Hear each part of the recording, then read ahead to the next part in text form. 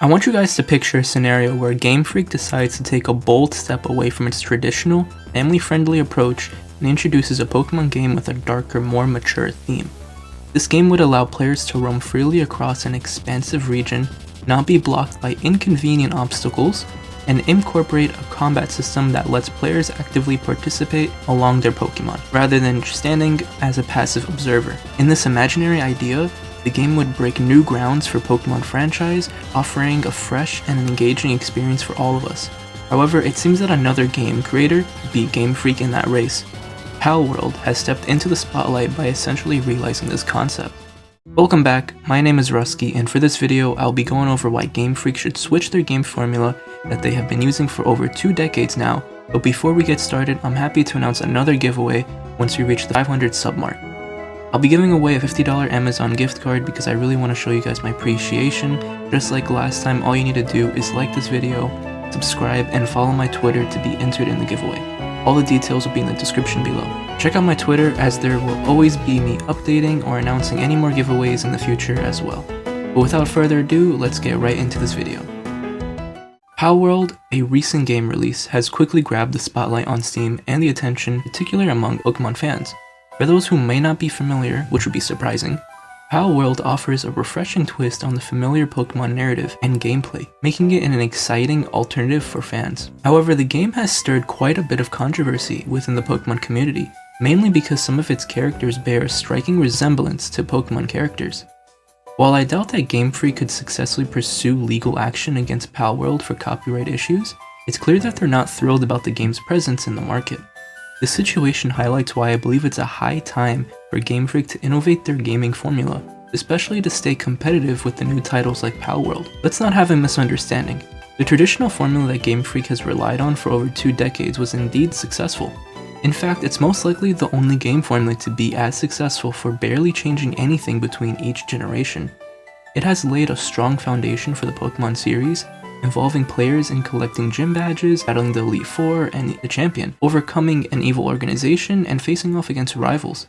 Yet this long-standing approach also suggests a hesitation from Game Freak to venture beyond their comfort zone and explore new storytelling plots. By sticking so closely to their familiar path, it seems like they've been scared to take risks with their narrative structure. Let's talk about a unique moment when Game Freak decided to venture into new territory, giving us a fresh experience with Legends Arceus. This game marked a significant change for their usual offerings, and it was exciting but also evident that it could have used more refinement. Although the essence of Legends Arceus was admirable, giving us an impressive foundation with its exploration freedom, mature storyline, and deep lore, but with all of that, it was clear that the execution wasn't flawless, as we will touch on that later on. Game Freak introduced innovative features like a new battle system, new ways to catch Pokemon, character customizations, and several other enhancements that enriched the gameplay.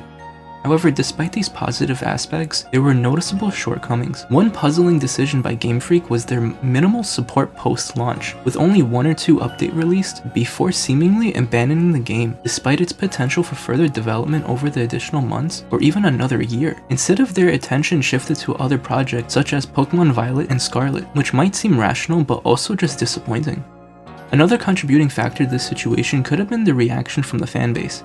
Surprisingly, sales for Legends Arceus didn't even reach the levels of the Let's Go series, which is quite surprising considering the huge difference in quality between them. This outcome could be viewed by Game Freak as a lack of interest in the new direction taken with Legends Arceus, reinforcing their tendency to stick to their traditional Pokemon formula, with little incentive to innovate any further. This situation raises the question of what could have been if Legends Arceus had lived up to all of fans' expectations and received continuous updates.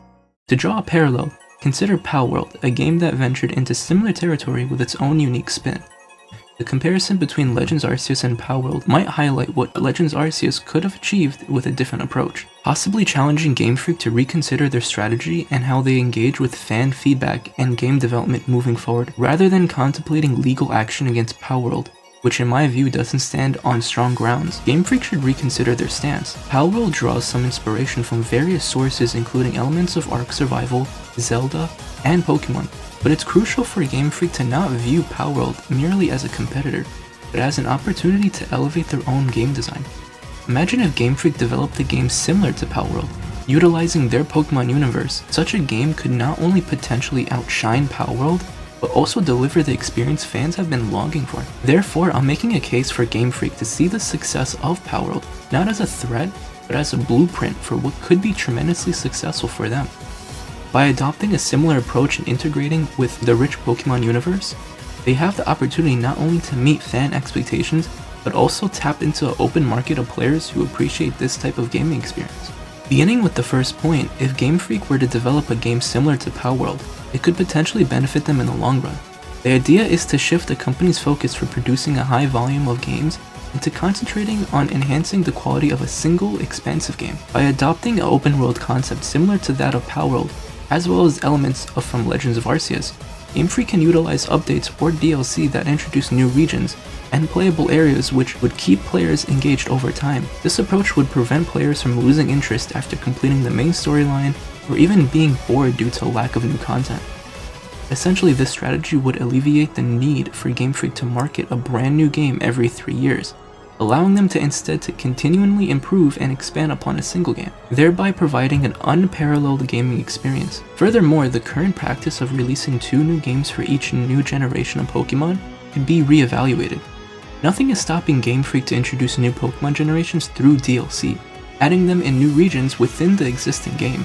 If they did it, it would surely bring an entirely new experience for players. Looking at it from a financial perspective, which is a significant motivator for Game Freak of course, Palworld's success is noteworthy, with sales reaching 8 million copies rapidly, making it one of the fastest selling games. This achievement is a clear indicator of the potential market for a game that blends these elements effectively, suggesting that Game Freak could achieve substantial success and satisfy a wide audience by exploring this direction. Also, when considering these implementations of updates in DLC that introduce new regions in Pokemon, it's important to acknowledge that in today's economy, content typically comes with a price tag. For Game Freak, this aspect is beneficial. It suggests that an open-world expansive Pokemon game could be initially priced at the usual $60, with DLC packs or additions possibly priced around $40 each, or perhaps an option for a season pass priced at approximately $80. This model allows for the potential of increasing revenue over time as more DLC is developed and released, but we can also make an argument that Game Freak would make the same amount by the regular formula. However, the continuous addition of paid DLC could serve as means for Game Freak to generate additional income, and technically for less work, as they don't need to reboot the franchise with the creation of a new game with a larger region and many more new Pokemon. The traditional Pokemon gameplay formula, which revolves around collecting gym badges and battling the Elite Four, has been somewhat predictable and a bit boring over time.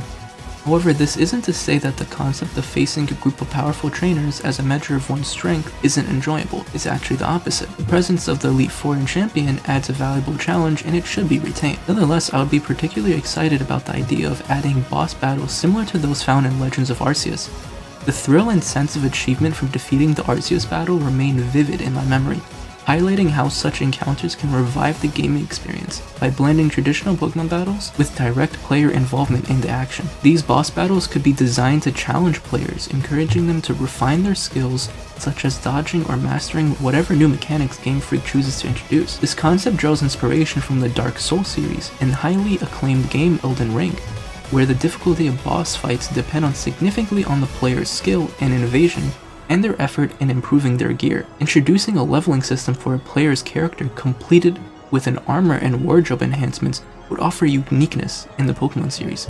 Envision having different classes for the player, such as a healer class to prolong your Pokemon's stamina in battle, or a warrior class to amplify your Pokemon's attack power. These innovations would significantly enrich the gameplay, especially in an open world setting where integrating new features becomes substantially more straightforward. This approach would provide a fresh and engaging experience for players instead of always going for their regular plotline. With that being said, I'm advocating for a change. I'm suggesting that Game Freak should reconsider how to evolve their game design to keep pace with innovative games like Palworld.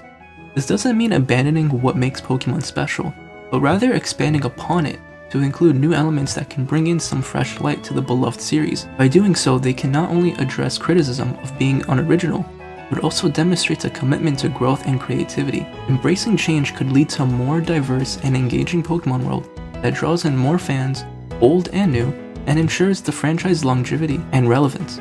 I hope you guys enjoyed watching this video, and let me know down in the comments if there are any features that you would like to see added to change the Pokemon experience. Also, if you agree or disagree that Pokemon should change its game formula. With that, I'll see you guys in the next one, and peace.